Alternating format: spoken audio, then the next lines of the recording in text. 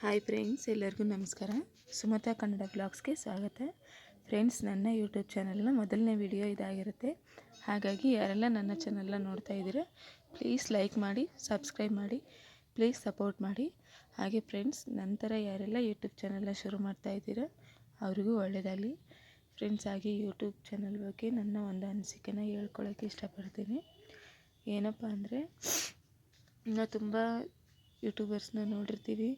1 month 2 ಮಂತಲ್ಲೇ success ಕಂಡಿರೋರನ್ನ, ಹಾಗೆ payment ತೊಗೊಂಡಿರೋನು ನೋಡಿರ್ತೀವಿ. ಹಾಗೆ ಏನಂದರೆ, ತುಂಬ ದಿನದಿಂದ ಕೆಲವೊಬ್ಬರು ವೀಡಿಯೋಸ್ನ ಮಾಡ್ತಾ ಇರ್ತಾರೆ, ಆದರೆ ಏನು ಸಕ್ಸಸ್ ಕಾಣ್ತಾ ಇಲ್ಲ ಅಂತೇಳಿ ಅರ್ಧಕ್ಕೆ ನಿಲ್ಲಿಸೋದು. ಇದು ನಮ್ಮಂಥವ್ರಿಗೆ ಅಲ್ಲವೇನೋ ಅಂತ ಹೇಳಿ ಅರ್ಧಕ್ಕೆ ನಿಲ್ಲಿಸೋದು ಮಾಡ್ತಾರೆ. ಹಾಗೆ ಮಾಡಬೇಡಿ. ಯಾಕಂದರೆ ಇಷ್ಟು ದಿವಸ ಕಾದಿರ್ತೀವಿ, ಇನ್ನು ಸ್ವಲ್ಪ ದಿನಕ್ಕೆ ನಾವು ರೀಚ್ ಆಗೋದ್ರಲ್ಲೇ ನಮ್ಮ ವೀಡಿಯೋನ ಹಾಕೋದನ್ನು ಬಿಟ್ಬಿಡ್ತೀವಿ ಅಲ್ವಾ.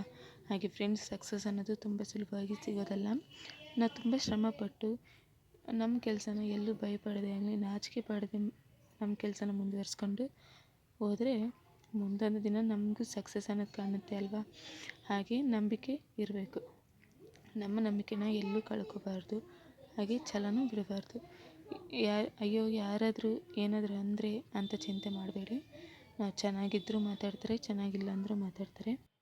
ನಮ್ಮನ್ನು ಅರ್ಥ ಮಾಡ್ಕೊಳ್ಳೋರ ಹತ್ರ ಹೇಳ್ಕೊಳ್ಳಿ, ನಮ್ಮದು ಒಂದು ಚಾನಲ್ ಇದೆ, ಈ ಥರ ಪ್ಲೀಸ್ ಸಪೋರ್ಟ್ ಮಾಡಿ ನಮಗೂ ಅಂತ ಹೇಳ್ಕೊಳ್ಳಿ. ಹಾಗೆ ಕೆಟ್ಟದ್ದು ವಯಸ್ಸರ ಹತ್ರನೂ ಅದನ್ನು ಪಾಸಿಟಿವ್ ಆಗಿ ತಗೊಳ್ಳೋಣ. ಇದರಿಂದ ನಮಗೆ ಒಂದು ಒಳ್ಳೆಯ ಇನ್ಫಾರ್ಮೇಷನ್ ಸಿಗುತ್ತೆ.